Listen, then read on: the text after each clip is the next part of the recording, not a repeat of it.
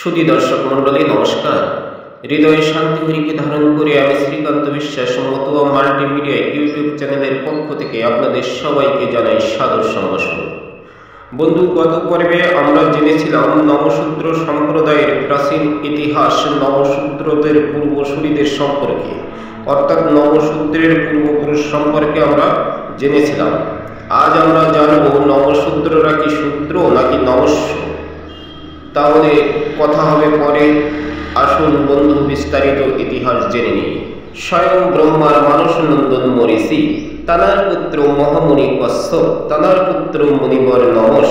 নমস মুনির নামে পরিচিত ছিল তানার বংশধর নমজাতি হিসেবে। নমস মুনি ছিলেন ব্রহ্মজ্ঞানী ব্রাহ্মণ। অতি পুরাতন সংস্কৃত তন্ত্রগ্রন্থ শক্তি সংগ্রাম তন্ত্রের প্রাণতোষী নামক অধ্যায়ের বক্তব্য অনুযায়ী নমস মুনির সন্তানেরা শূদ্র কন্যা বিবাহ করেছিলেন। তাদের সন্তান সন্ততিরা নমস মুনির স্মরণে ও শূদ্র মাতার কারণে নমশূদ্র নামে খ্যাত হয়। শাস্ত্র মতে বংশধারা রক্ষিত হয় পুরুষ অনুক্রমে পিতার পরিচয়ে। সে হিসাবে নমশূদ্ররা পিতৃসূত্রে ব্রাহ্মণ। মহামুনি নমসের পিতা ছিলেন কশ্যপ, তাই নমশূদ্রদের গোত্রের নাম কাশ্যপ গোত্র। ব্রাহ্মণদের একটি বড় অংশের গোত্রের নামও কাশ্যপ গোত্র। শুধু তাই নয়, শৌচ অশৌচ, শ্রাদ্ধ, বিবাহ, পূজা পার্বণ ইত্যাদি সর্বপ্রকার বৈদিক ক্রিয়াকর্মে নমশূদ্র এবং ব্রাহ্মণরা একই আচার অনুষ্ঠান অনুসরণ করে থাকে। যেমন 10 দিনে অশৌচান্ত শুধুমাত্র নমশূদ্র এবং ব্রাহ্মণরা পালন করেন। অন্যরা কেউ 1 মাস, কেউ 21 দিন, কেউ 15 দিন। নমশূদ্ররা সামবেদী, ব্রাহ্মণরাও তাই। সুতরাং বোঝা যাচ্ছে ব্রাহ্মণ আর নমশূদ্রতে কোনো ফারাক নাই।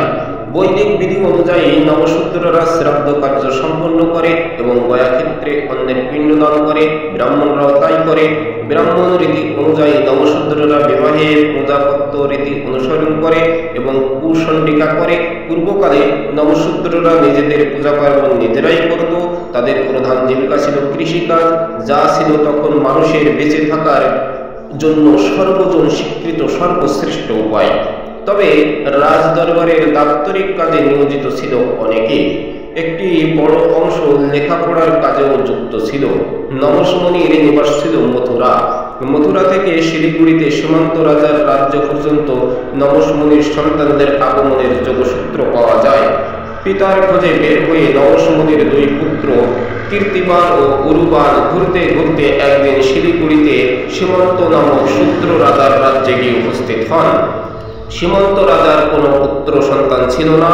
রাজার 2 কন্যাকে 2 ভাই বিয়ে করে রাজ্য পরিচালনার দায়িত্ব গ্রহণ করে। নমস মুনির পুত্রদের ঔরসে এবং শূদ্রা স্ত্রীর গর্ভে যেসব সন্তান জন্মগ্রহণ করেন তারাই কালের প্রবাহে নমশূদ্র নামে খ্যাত হয়ে শিলিগুড়ি এলাকায় বংশ বিস্তার করতে থাকে। কিন্তু শিলিগুড়ি থেকে বঙ্গদেশে নবজাতির আগমন কিভাবে, সেই ইতিহাস জানা যায় না। তবে অনুমান করা যায় সময়ের সাথে সাথে জনসংখ্যা বেড়ে যাওয়ার কারণে জীবিকার অন্বেষণে নমস মুনির বংশধররা শিলিগুড়ি থেকে এগোতে এগোতে চলে আসে বরেন্দ্র অঞ্চলে। সেখান থেকে ক্রমান্বয়ে এসে থিতু হয় উর্বর নরম পলিমাটির দেশে।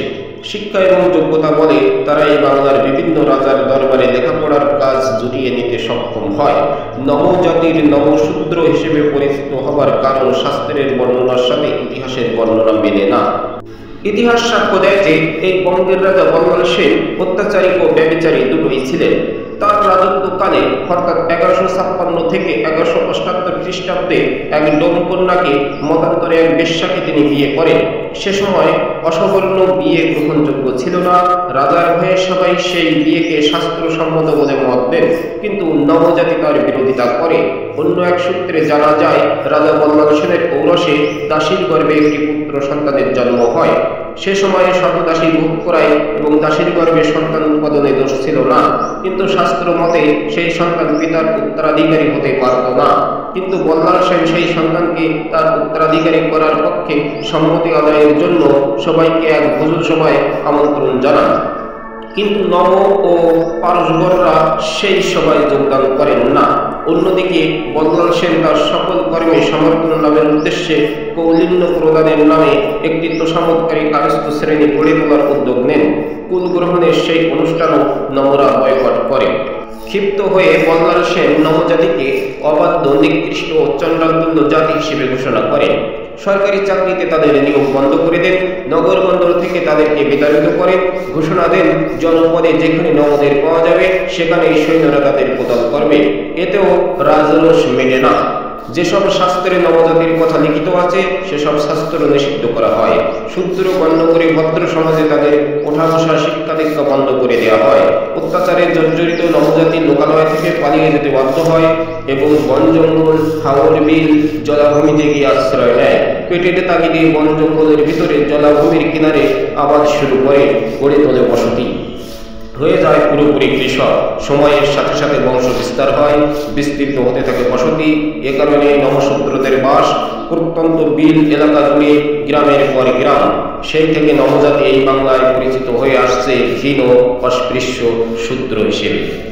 স্বয়ং ব্রহ্মার মানসনন্দন মরিচের পুত্র মহামুনি কশ্যপ, তাঁর পুত্র মণিবর নমস, নমস মুনির বংশধররা নমশূদ্র নামে পরিচিত। নমস মুনির পিতৃদেবের নাম অনুযায়ী নমশূদ্রদের গোত্রের নাম কাশ্যপ গোত্র। তাঁর দুই যমজ পুত্র কীর্তিবান ও উরুবান, তাঁদের বাস ছিল মথুরায়। এ পর্যন্ত কোনো সমস্যা নেই। মা সুলোচনা দেবী সন্তান প্রসবের 6 মাসের মাথায় মারা গেলেন। মাতৃহারা শিশুদের প্রতিপালন করে আল্লাহর ও নৈদুক নামে দুইজন ব্রাহ্মণ, যারা ছিলেন কশ্যপ মুনির প্রিয় শিষ্য এবং মণিবর নমস মুনির যোগ্য সঙ্গী।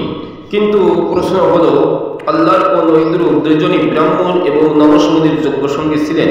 তারা কীর্তিবান ও উরুবানকে লেখাপড়া শেখালো, জ্ঞানবান করালো, কিন্তু তাদের উপনয়ন সংস্কার করালো না।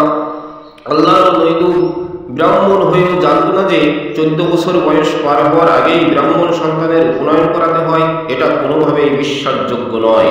যুক্তিসঙ্গত হতে পারত যদি ঘটনাটি এমন হয়। আল্লাহর ও নৈদুক প্রকৃত পক্ষে ব্রাহ্মণই ছিল না, ছিল শূদ্র। কারণ ব্রাহ্মণ হলে সেই সময়ে শিশু দুটির ভরণ পোষণের জন্য তারা সাপ খেলা দেখানো বা ভিক্ষাবৃত্তি করত না। ব্রাহ্মণের স্বাভাবিক পেশা পূজা অর্চনা বা শিক্ষকতা এসবের মধ্যেই থাকত। শিশু দুটির উপনয়ন সংস্কারের কথাও তাদের মনে থাকত। শূদ্র ছিল বলেই যথাসময় উপনয়নের কথা তাদের মাথায় আসেনি। ছেলে দুটি শূদ্রের হাতে খেয়েছে, শূদ্রের কাছে মানুষ হয়েছে, সে কারণে সমাজের ব্রাহ্মণরা তাদের উপনয়ন সংস্কার করাতে রাজি হননি। তারপর কীর্তিবান ও উরুবান পিতার সন্ধানে ঘুরতে ঘুরতে শিলিগুড়িতে সীমন্ত রাজার কাছে আশ্রয় পেলেন। রাজার 2 মেয়েকে বিয়ে করে সুখী সংসার করতে লাগলেন। তাদের সন্তান সন্ততি হলো। সীমন্ত রাজা ছিলেন শূদ্র। এখানে প্রশ্ন ওঠে, সেই সময়ের প্রেক্ষাপটে কোনো শূদ্রের পক্ষে রাজা হওয়া বা রাজকার্য পরিচালনা করা সম্ভব ছিল কিনা? অন্যদিকে কীর্তিবান ও উরুবান এর স্ত্রী শিপিকা ও সাপত্রিকা দুজনই ছিলেন পরমা সুন্দরী।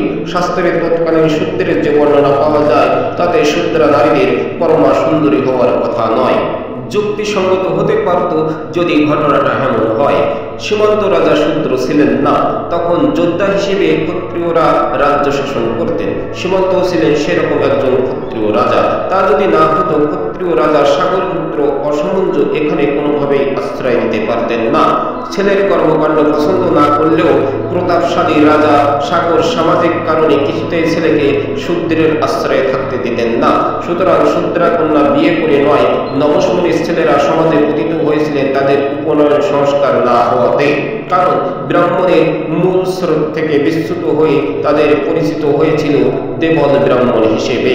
নবসমনি এটা মেনে নিতে পারেননি। তাই যৌক্তিক হয় পিতার দায়িত্ব পালনে সন্তানদের ফেলে তপস্যা করতে নয়।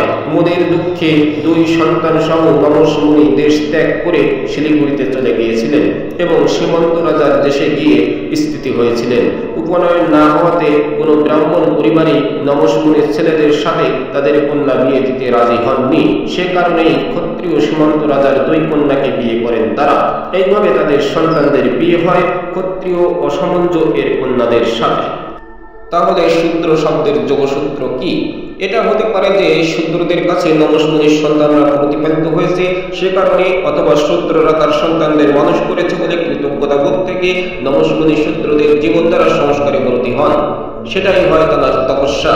নমসের সাথে সবাই তাকে শূদ্রকে পরিপূরক হিসেবে ধরে নমস মুনির বংশধরদের নমশূদ্র বলে অভিহিত করতে থাকেন। অন্যভাবে চিন্তা করলে দেখা যায় নমশূদ্রদের শ্রাদ্ধ, বিবাহ, আচার অনুষ্ঠান সবই ব্রাহ্মণদের অনুরূপ। এতে বোঝা যায় ব্রাহ্মণদের জীবনধারায় তারা অনুসরণ করে আসছিলেন। তবে নমস মুনির বংশধর হিসেবে নম নামেও তাদের পরিচিত ছিল। মথুরা থেকে শিলিগুড়িতে সীমন্ত রাজার রাজ্য পর্যন্ত নমস মুনির সন্তানদের আগমনের ইতিহাস পাওয়া যায়। কিন্তু শিলিগুড়ি থেকে বঙ্গদেশে বঙ্গে নবজাতির আগমনের যোগসূত্র বের করা সম্ভব হলে জনপদের বাইরে সহজ সংকুল বন জঙ্গলে বসবাসের অযোগ্য জলাভূমিতে বসতি স্থাপনের কারণ খুঁজে বের করা সহজ হতো। ধরে নেওয়া যাক সময়ের সাথে সাথে জনসংখ্যা বেড়ে যাবার কারণে জীবিকার অন্বেষণে নমস মুনির বংশধররা শিলিগুড়ি থেকে বরেন্দ্র এলাকা হয়ে কালক্রমে নরমপল্লীর দেশে এসে খিতু হয়। নিজ যোগ্যতায় তারা এই বাংলার বিভিন্ন রাজার দরবারে লেখাপড়ার কাজে নিয়োজিত ছিল। ইতিহাস অনুযায়ী অত্যাচারী রাজা বল্লাল সেন কুপিত হয়ে প্রতিশোধ নেবার মানুষে নবজাতিকে অবাধ্য, নিকৃষ্ট, চণ্ডাতুল্য জাতি হিসেবে ঘোষণা করেন, দেশ থেকে বিতাড়িত করেন। সমস্ত শাস্ত্র গ্রন্থ থেকে নবজাতির নাম মুছে ফেলেন, শূদ্র গণ্য করে সমাজে তাদের উঠা বসা শিক্ষা দীক্ষা বন্ধ করে দেয়। অত্যাচারে জর্জরিত হয়ে নবজাতির লোকালয় থেকে পালিয়ে বন জঙ্গল জলাভূমিতে গিয়ে আশ্রয় নেয়। রাজরোষে এবং রাজদণ্ডে নবজাতির পরিচিতি নতুন করে শুরু হয় নমশূদ্র হিসেবে 11 শতক থেকে। ইতিহাস আশ্রয় বিদায় এই যুক্তির গ্রহণযোগ্যতা সবচেয়ে বেশি। প্রশ্ন হলো, রাজা যদি বিয়ে করে তাহলে কেউ মানুক বা না মানুক, ডোমকন্যা বা বেশ্যাকন্যা বা মেথুরানী হলেও সে রানী, তার জন্য কারো সমর্থন আদায়ের প্রয়োজন ছিল না। কিন্তু তখনকার সময়ে অসামান্য বিয়ে সমাজে গ্রহণযোগ্য ছিল না, ফলে রাজার পতিত হয়ে যাবার কথা। শতদাসী ভোগে দোষ ছিল না বিদায় ডোমকন্যা বা বেশ্যাকে বিয়ে না করার কথা। বিষয়টা এরকম হলে যৌক্তিক হয়। দাসীর গর্ভে সন্তান জন্ম দেয়া তখন কোনো দোষণীয় কিছু ছিল না, কিন্তু সেই সন্তান সম্পত্তি বা রাজত্বের উত্তরাধিকারী হতে পারত না। অবৈধ দাসী পুত্রকে শাস্ত্রসম্মতভাবে বৈধ উত্তরাধিকারী করার জন্য রাজা বল্লাল সেন ভোজসভার আয়োজন করেন। নবজাতি তার অন্তরায় হওয়াতে তারা রাজার রোষানলে পড়ে।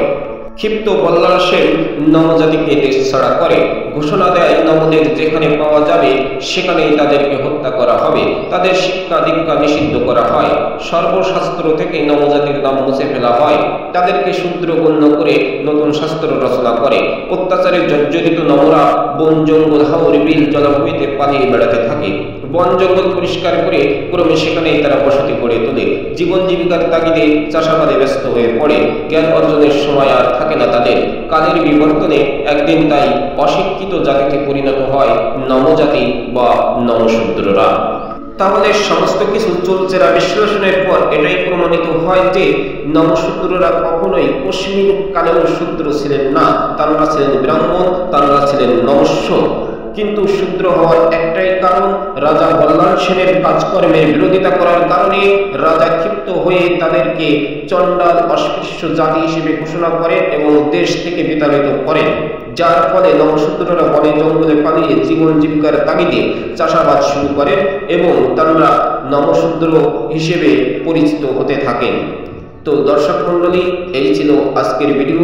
আশা করি ভিডিওটি আপনারা মনোযোগ সহকারে দেখেছেন এবং যাদের ভালো লেগেছে তারা অবশ্যই লাইক করবেন, কমেন্টস করবেন এবং বন্ধুদের সঙ্গে শেয়ার করবেন। জাতির ইতিহাস জানা প্রত্যেকেরই উচিত এবং কর্তব্য, তাই ভিডিওটি অবশ্যই সমস্ত বন্ধুদের সঙ্গে শেয়ার করবেন।